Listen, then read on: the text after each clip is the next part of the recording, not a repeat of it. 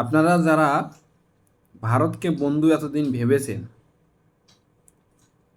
তাদের কাছে আমি একটা অনুরোধ করব,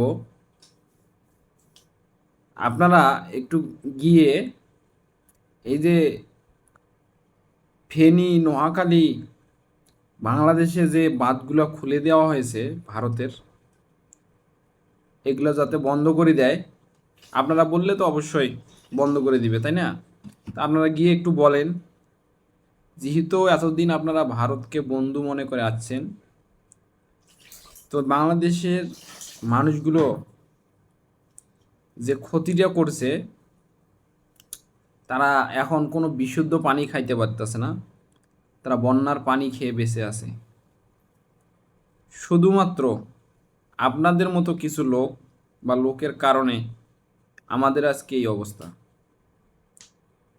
তো আমি আপনাদের উদ্দেশ্যে বলবো যে এখনো সময় আছে।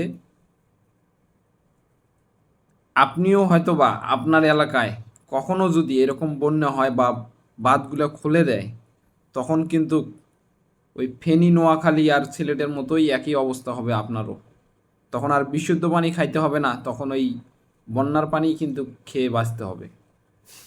বুঝতে পারছেন?